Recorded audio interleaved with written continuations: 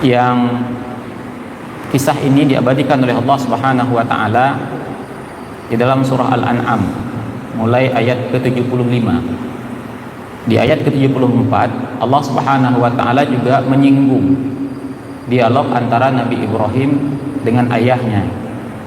Yang di sana Allah Subhanahu wa taala berfirman, wa idz qala Ibrahimu li abihi Azar. Sebutkan di sini ayahnya bernama Azar. A'attakhidhu asnaman alihah. Pantaskah engkau menjadikan berhala-berhala itu sebagai sembahan? Inni araka wa qaumaka fi dhalalin mubin. Sesungguhnya aku melihat bahwa kaummu itu, engkau dan kaummu itu berada pada kesesatan yang nyata. Nah, di ayat ke-75 dialog antara Nabi Ibrahim alaihissalam dengan kaumnya itu bercerita tentang sembahan yang lain. Jadi ketika kita melihat dialog antara Nabi Ibrahim dengan ayahnya, kaum Nabi Ibrahim ini menyembah patung. Yang ayahnya ini membuat patung dan kemudian patung itu disembah. Tapi kaum Nabi Ibrahim itu tidak hanya menyembah patung. Jadi mereka itu menyembah berhala tapi bentuknya berbeda-beda. Ibaratnya hari ini agama Nasrani, agama Yahudi, agama Islam sama-sama mengatakan menyembah Allah Subhanahu wa taala, tapi punya keyakinan yang berbeda. Seperti orang-orang Nasrani meyakini Nabi Isa itu adalah anak Tuhan. Nah, mereka juga menyembah berhala, tapi berhalanya beda-beda. Ada yang menyembah patung. Nah, ada lagi yang menyembah benda-benda langit. Apa benda langit itu? Bintang, bulan, matahari. Kalau kita memperhatikan di dalam Al-Quran, ada kaum yang lain yang menyembah benda langit, yaitu kaum negeri Saba. Yang kita bisa dapatkan itu di surah An-Naml, kisah Nabi Sulaiman dengan Ratu Balqis. Ya, mereka menyembah matahari, ya. Dan kalau hari ini juga di negara Jepang, ya, misalkan ya, mereka menyembah matahari, jadi menyembah benda-benda langit.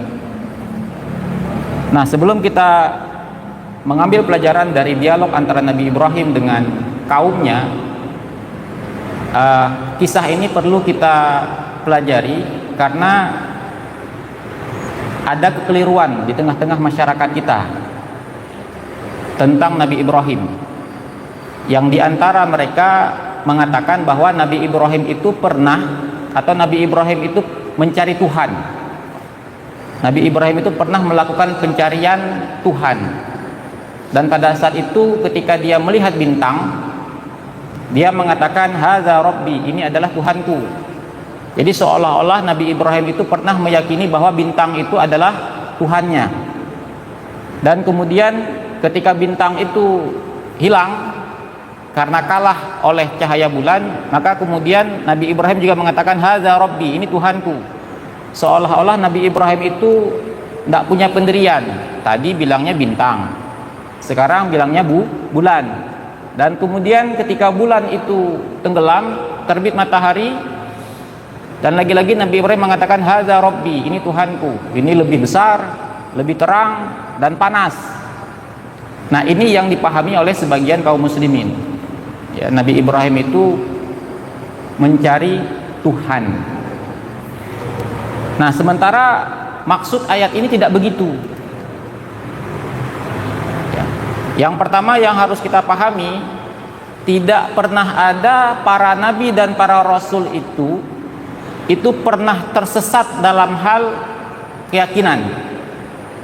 Bapak boleh lihat mulai dari Nabi Adam, kalau 25 nabi dan rasul, sampai dengan Nabi Muhammad SAW, dan semua nabi yang tidak disebutkan di dalam Al-Quran, pernah nggak diantara mereka itu sebelumnya menyembah berhala? Tidak ada. Allah menjaga mereka dari kesesatan. Nabi Musa pernah menyembah Fir'aun? Tidak. Sejak awal mereka itu sudah mengingkari. Dan memang seperti itulah seharusnya manusia. Karena praktek-praktek menyembah berhala apakah itu dalam bentuk patung, apakah itu dalam bentuk bulan, matahari, bagi manusia yang kepada kita diberikan akal, itu tidak logis sebenarnya, tidak mungkin ya. Apalagi pada diri seorang nabi ya.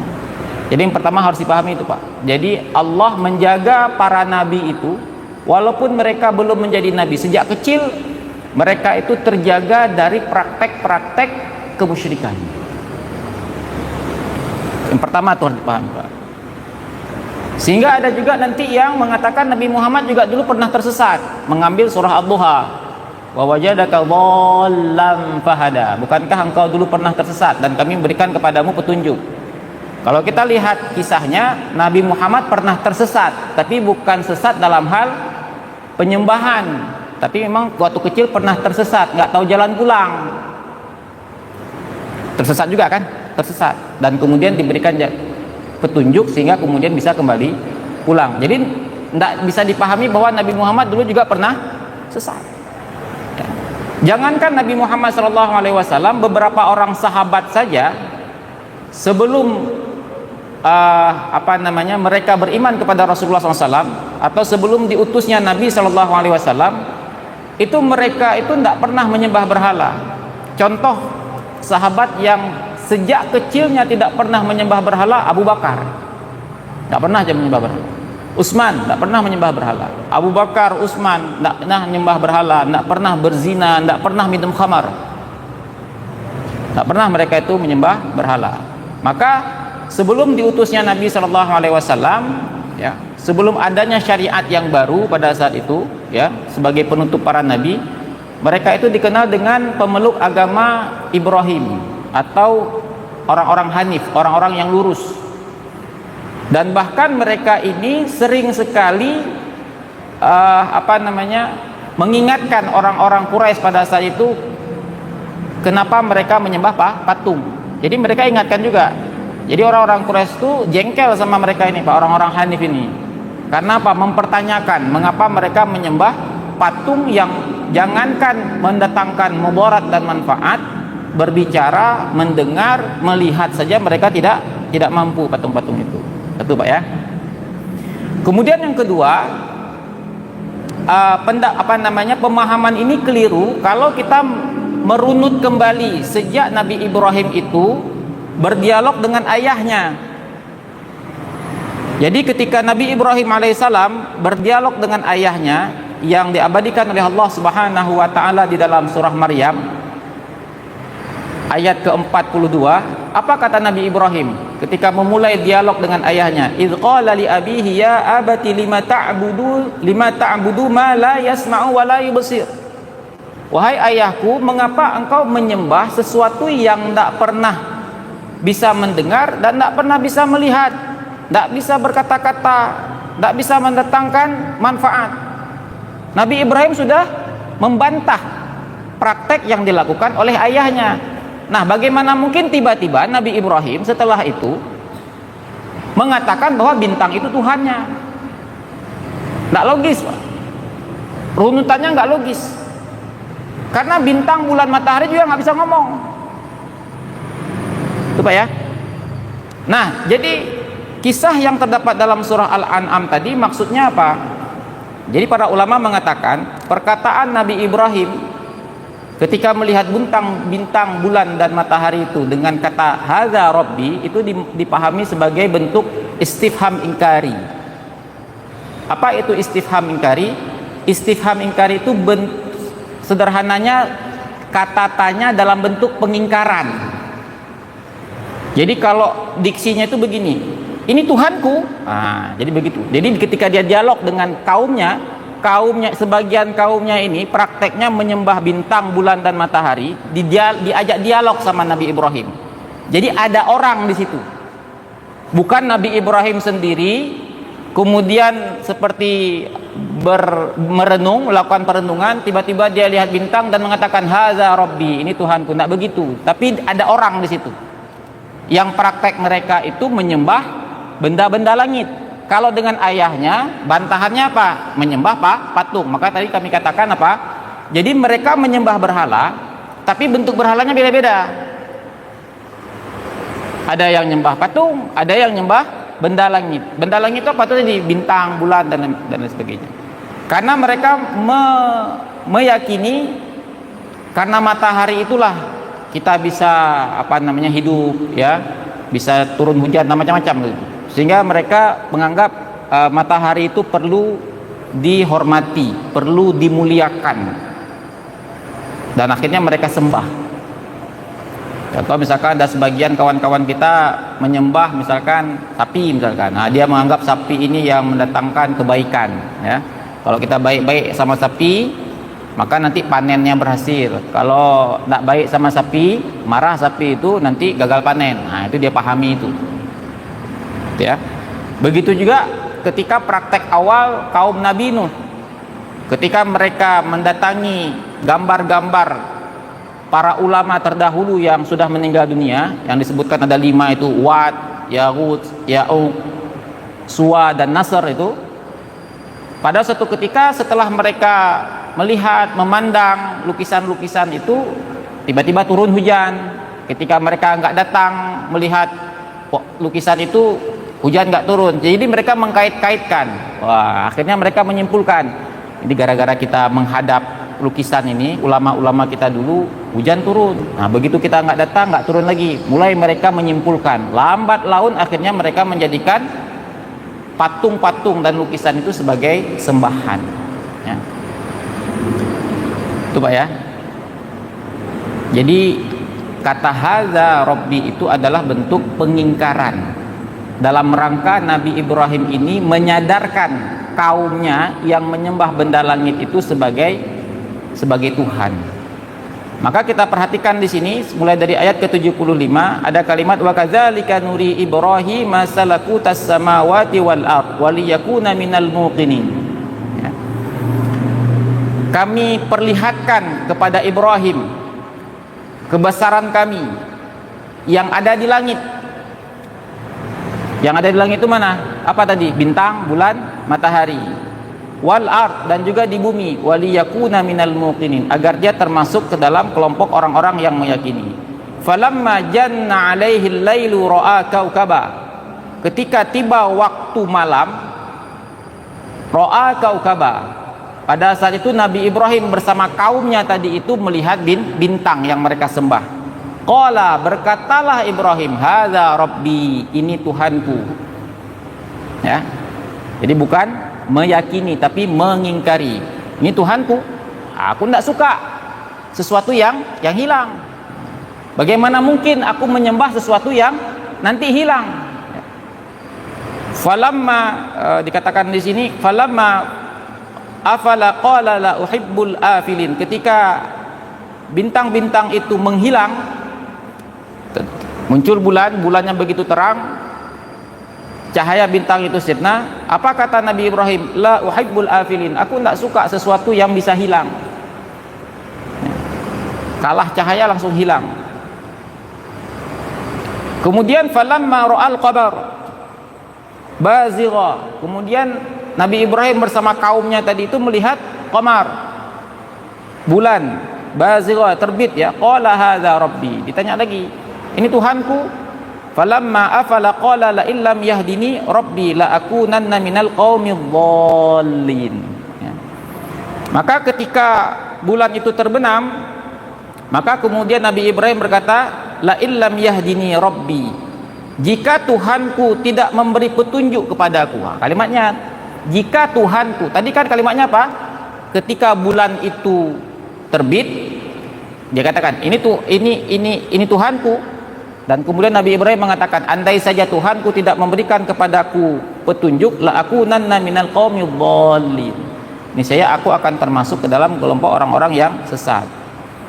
Kemudian berikutnya di waktu pagi, falamma ra'asy syams bazighah, terbit matahari, qala hadza rabbi, berkata lagi Nabi Ibrahim, ini Tuhanku. Hadza akbar, oh ini lebih besar. Falamma afalat, ketika kemudian matahari itu terbenam, qala ya qaumi inni bari'um mimma tusyrikun, Maka mulailah Nabi Ibrahim memberikan kesimpulan kepada kaumnya, inni bari'um mimma nusyrikun. Wahai kaumku, sesungguhnya aku berlepas diri kepada kalian dari apa-apa yang kalian persekutukan. Jadi clear Pak ya. Jadi jangan lagi ada di antara kita memahami bahwa Nabi Ibrahim itu pernah mengalami kebingungan dalam mencari siapa Tuhan itu. Tidak begitu dia. Jalan ceritanya tidak begitu. Yang pertama tadi kita mulai dari Allah menjaga seluruh nabi dan rasul dari praktek-praktek kemusyrikan.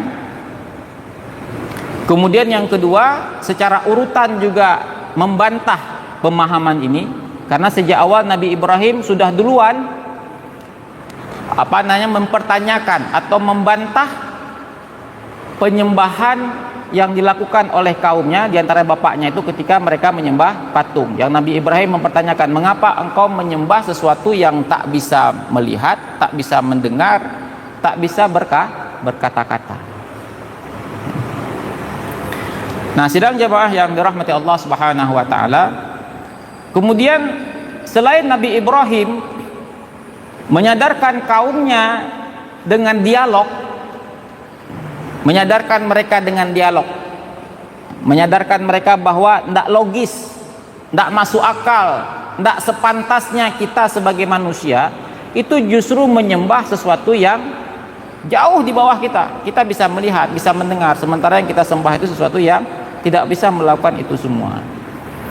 Nah, maka kemudian Nabi Ibrahim tidak hanya sampai pada membantah secara dialog seperti itu. Nabi Ibrahim pun kemudian naik lagi dosisnya dalam rangka menyadarkan kaumnya itu. Nah, ini diabadikan oleh Allah Subhanahu wa taala di dalam surah Al-Anbiya ya. Jadi dalam surah Al-Anbiya itu Nabi Ibrahim alaihissalam itu berdialog kepada kaumnya. Ini balik lagi kepada kaum yang menyembah patung ya. Tadi kan sudah selesai ya, yang menyembah benda langit. Ini balik lagi kepada kaum yang menyembah patung. Jadi urutannya Nabi Ibrahim itu berdakwah sama siapa dulu? Sama orang yang paling dekat, ayahnya sendiri. Kemudian berdakwah kepada lingkaran berikutnya, masyarakat di mana tempat dia tinggal. Nah, mulai dari ayat ke-52 Nabi Ibrahim mengatakan, apa kata Nabi Ibrahim? Iz qala li abihi wa qaumihi. Kalau di surah Maryam kan hanya berkata kepada ayahnya, tapi di surah di surah Al-Anbiya ini dialognya sudah bertambah.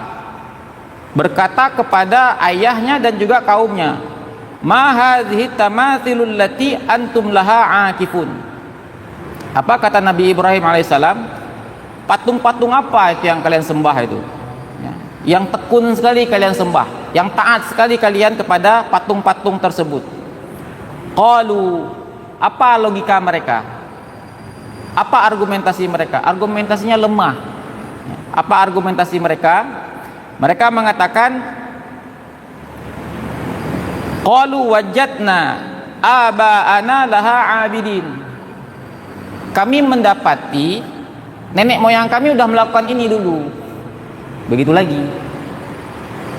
Jadi karena nenek moyang kami melakukan ini, kami lanjutkan lagi.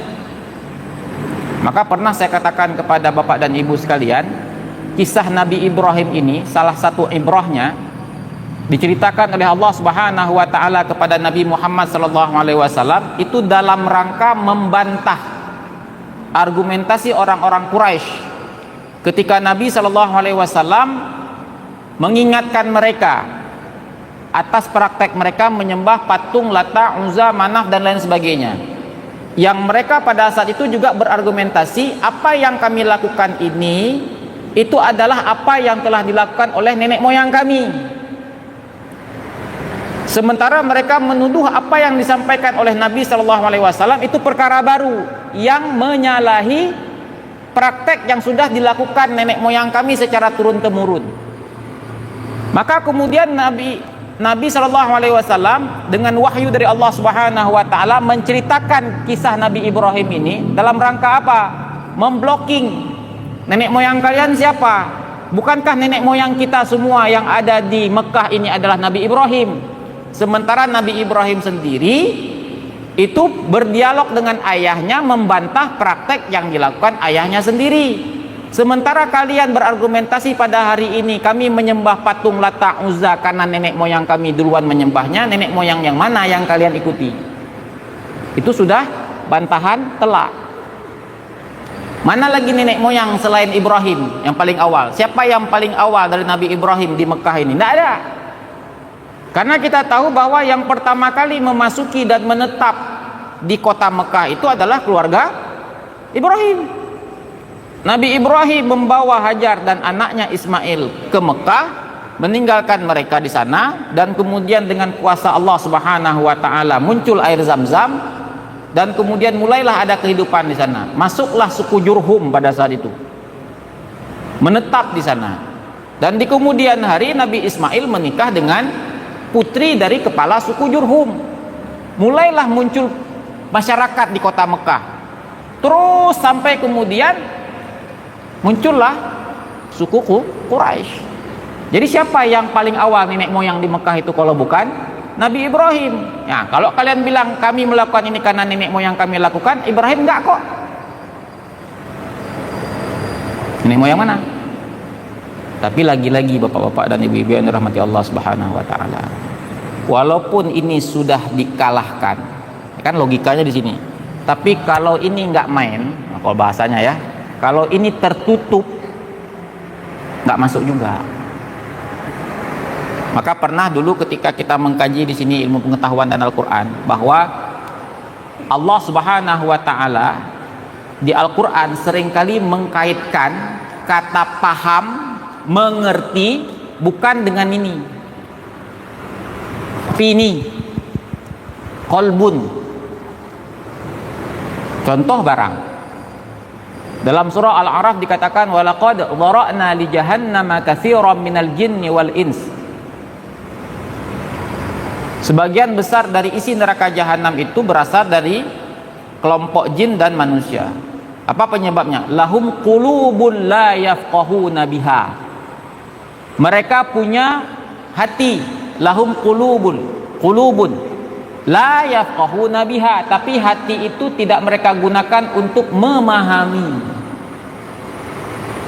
Jadi bukan akal di kepala mereka yang nggak bisa memahami, ini yang nggak mereka pakai. Jadi paham itu di sini, bukan di sini.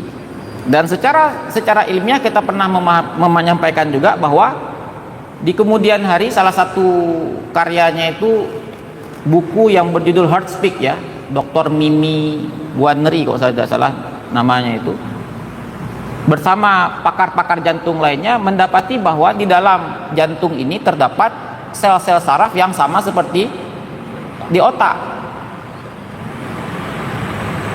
Dan kita sendiri merasakan Pak, memutuskan, tidak memutuskan, memilih segala macam itu bukan di sini kan, tapi di sini Pak. Saya memutuskan mau ke sana, bukan di sini Pak. Saya mau ke sini, di sini Pak. Artinya apa? Jantung itu juga dalam tanda kutip bisa berpikir, bahkan memahami. Nah kalau ini enggak berfungsi, ini otomatis juga akan terblokir. Maka ketika Nabi Ibrahim mengajak mereka untuk berpikir, kenapa kamu menyembah sesuatu yang enggak bisa mendengar? Mereka sudah menerima Pak, dengan akal yang ada di dalam otaknya. Tapi ini yang menolak dengan argumentasi apa? Bukan argumentasi di sini, tapi di sini nenek moyang kami melakukan ini sebelumnya. Kan argumentasinya lemah itu. Nah, kita balik lagi tadi ya. Kemudian Nabi Ibrahim melakukan sesuatu yang sangat beresiko. Apa yang dilakukan oleh Nabi Ibrahim? Nabi Ibrahim pada suatu hari mendatangi kuil,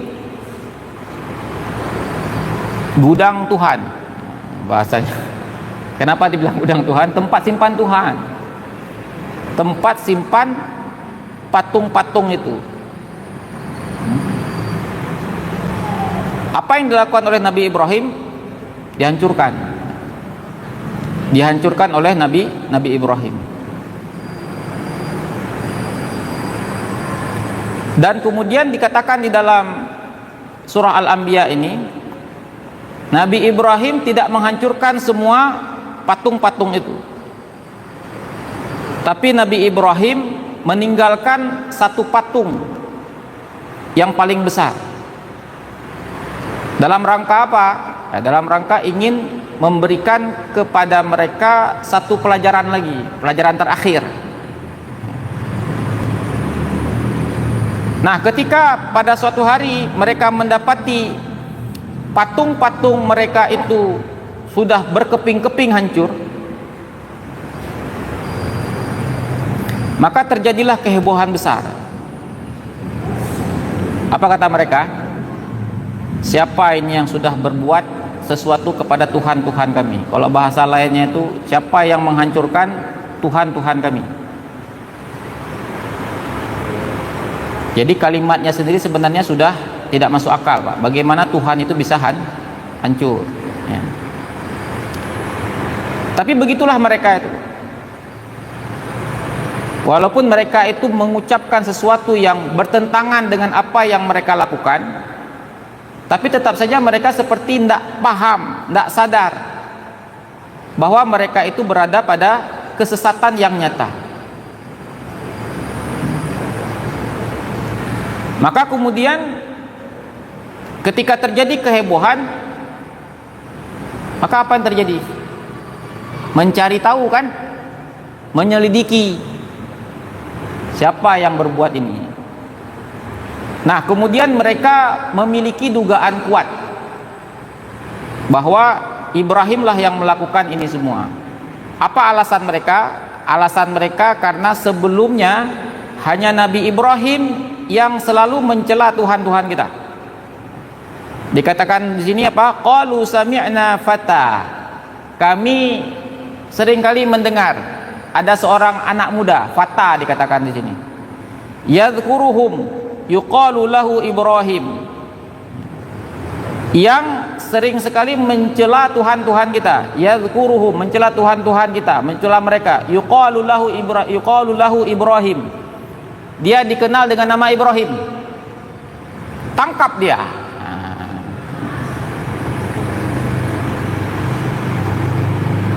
Jadi katakan di sini apa? Qalu fa'tu bihi. Ya. Bawalah dia. Dan kemudian perlihatkan dia di hadapan orang banyak. Agar apa yang nanti kita lakukan kepadanya itu disaksikan oleh orang. Ya. Jangan main-main sama Tuhan kita. Nah, ketika Nabi Ibrahim dihadapkan pada satu persidangan, di hadapan khalayak ramai, qalu, berkata mereka, interogasi ya, a anta fa'alta hadza bi alihatina ya Ibrahim? Apakah engkau yang melakukan ini terhadap sembahan-sembahan kami wahai Ibrahim?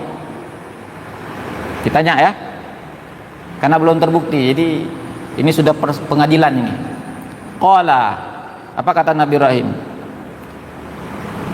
Bal, mana ada saya lakukan itu? Tidak ada. Dibantah sama Nabi Ibrahim. Saya enggak melakukan itu. Fa'alahu kabiruhum hadza. Coba kalian lihat dulu, kalian pikir-pikir dulu. Itu dari semua patung yang hancur, satu patung yang enggak hancur, yang paling besar itu. Coba kalian lihat, itu ada kapak di tangannya kan? Dia yang buat itu. Kalau nggak percaya tanya aja sama dia. Itu apa Pak? Kayak mana pelajarannya tuh? Saya nggak lakukan itu. Itu yang besar itu yang buat. Kalau nggak percaya tanya sama dia. Apa kata mereka? Ibrahim, bukankah patung itu tidak bisa ngomong? Itu sudah mulai tertunduk. Bukankah patung itu tidak bisa ngomong? Kenapa kamu suruh kami tanya sama dia? Kalau udah begitu Pak, siapa yang pakai akal sebenarnya? Kan seolah-olah Nabi Ibrahim yang nggak punya akal. Karena Nabi Ibrahim mengatakan apa? Itu yang paling besar yang lakukan itu. Tanya sama dia kalau nggak percaya. Nah, pada saat itu seolah-olah mereka lah yang punya akal.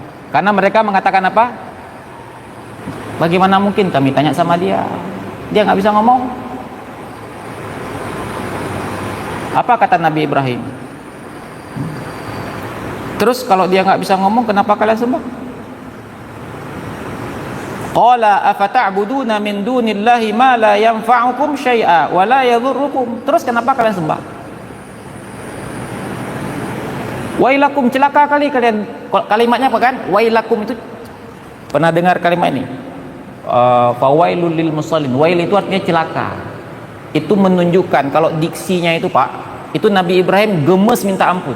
Ih, celaka kali kalian ya. Kan kalian sendiri mengakui tadi dia nggak bisa ngomong. Terus kenapa kalian sembah? Kalau bahasa kata kok bodoh kali kalian. Selama ini kalian kemana? Wailakum, celaka aku. Ini sudah langsung dikasih bukti. Kalian tanya sendiri. Nah, kalau kemarin kan baru kalimatnya, wahai ayah, mengapa engkau menyembah sesuatu yang nggak bisa ngomong, nggak bisa mendengarkan? Itu masih sepertinya mereka belum paham. Masih juga merasa itu layak untuk disembah. Sekarang Nabi Ibrahim langsung kasih contoh soal. Bukan saya yang menghancurkan patung-patung itu, tapi yang melakukan itu patung yang paling besar. Tanya sama dia. Mereka dengan mulutnya sendiri mengatakan dia nggak bisa ngomong Ibrahim. Jangan suruh kami bertanya kepadanya. Jangan main-main Ibrahim, kami ini serius. Nabi Ibrahim langsung menyambar kalimat itu. Wailakum, celaka kali kalian. Kenapa kalian sembah? Pertanyaannya, sadarkah mereka? Enggak Pak. Justru mereka, oh bukan wailakum, uffil lakum. Kalimatnya Pak, maaf ya. Uffil lakum. Kalimat lainnya wailakum. Uffil lakum. Kalimat di surah Al-Anbiya ini uffil lakum. Celaka kali kalian. Kalau wailakum itu di surah Al-Qasas, Pak. Kisah Qarun ya. Ini uffil lakum wa lima ta'buduna min dunillah. Afala ta'qilun? Apa kalian enggak pikir? Apa kalian enggak mengerti? Nah, ketika pada saat itu argumentasi mereka kalah telak, tapi karena mereka itu tertutup hatinya, jadi yang nggak berfungsi bukan akal yang ada di dalam kepala mereka, tapi di sini qalu, berkata mereka, harriquhu, bakar Ibrahim itu, kita hukum dia, bakar dia. Nggak main-main Pak. Andai saja mereka itu menerima Pak dialog itu, mereka menerima kekalahan mereka, kesalahan mereka, tapi mereka gengsi, paling tidak kan Nabi Ibrahim dilepaskan. Ya udah Nabi Ibrahim, kita nggak usah ngomong lagi. Bahasanya kan, kamu sembah Tuhan kamu, kami sembah Tuhan kami. Udah selesai kan? Tapi mereka tetap berada pada kemarahan Pak, dan mereka masih memposisikan Nabi Ibrahim itu salah besar, sehingga mereka memvonis Nabi Ibrahim bersalah walaupun nggak salah, dan hukumannya bakar, dibunuh dengan cara dibakar. Kalau ayah Nabi Ibrahim, kalau dengan Nabi Ibrahim bilang apa? Pergi jauh, atau kamu saya rajam, hukumannya rajam. Ngeri juga. Masa cuman dialog, kenapa sembah sesuatu yang kok dirajam sebegitu?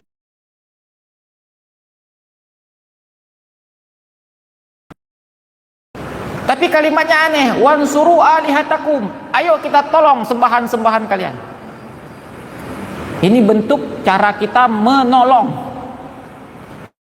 Alihatakum in kuntum fa'ili.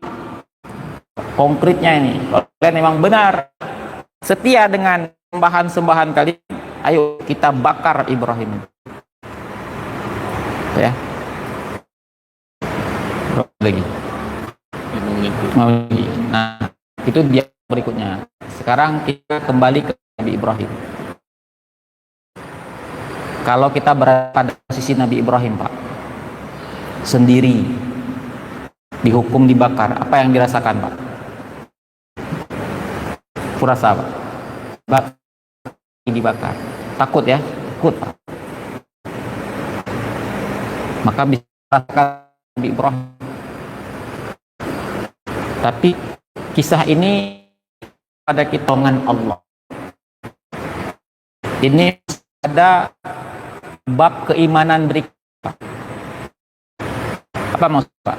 Hari ini Pak, kita semua mengaku Pak, meyakini bahwa Allah itu ada, ya kan?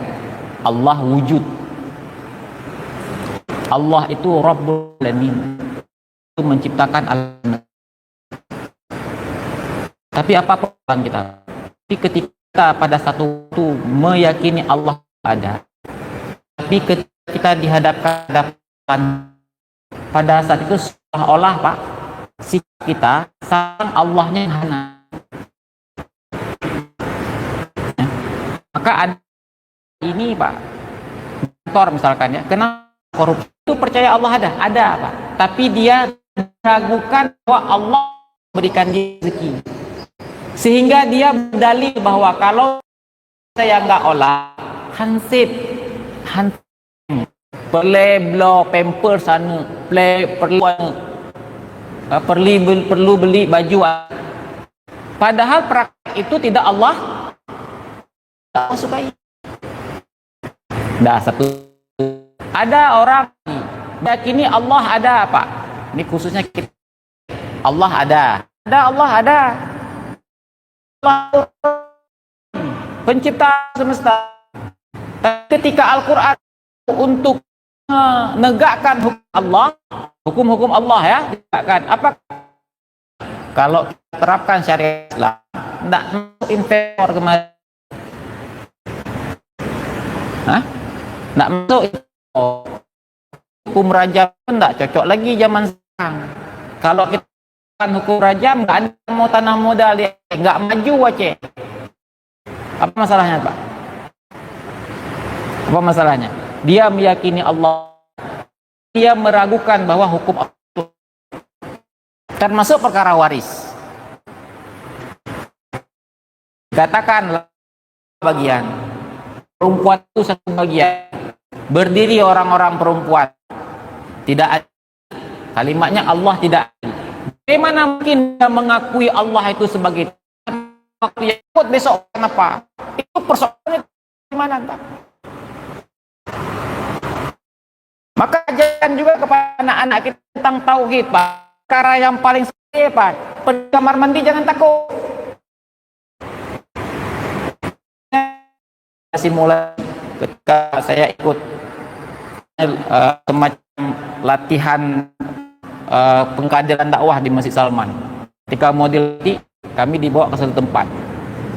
Mentor kami mengatakan siapa yang akan ya. Baik, nanti malam kita bertugas. Emang ujung-ujungnya tuh kasih share, dikasih apa-apa. Kan dibilang hitam hafal mati mensyakalan. Oh, tang bambu tiba dia muncul jantungan kita Pak. Tapi ketika kami rasakan Pak, takut dalam kegelapan, bambu lagi Pak, bambu gede-gede Pak, jalannya itu naik turun Pak. Apa buat Pak? A'udzu bikalimatillahi tammati min syarri ma khalaq. Sebentar-bentar saya lihat langit, ya Allah, Allah yang menciptakan bintang. Ini Allah yang tolong saya. Itu dalam hati itu Pak, itu yang bentuk pendidikan. Jadi ketika kita mengatakan Allah Tuhan, Allah Rabbi, harus dibuktikan bahwa Allah itu punya sifat maha hadir, Allah itu punya sifat maha memberikan rezeki. Jadi ketika meragukan, Anda khawatir besok Anda maka pada kita sudah meragukan Allah sebagai zat yang memberikan Anda rezeki. Ya. Nah, kita lanjutkan pada pertemuan yang akan Allakum turhamun. Subhanakallahumma wa bihamdika asyhadu an la ilaha illa anta astaghfiruka wa atubu ilaik. Assalamualaikum warahmatullahi wabarakatuh.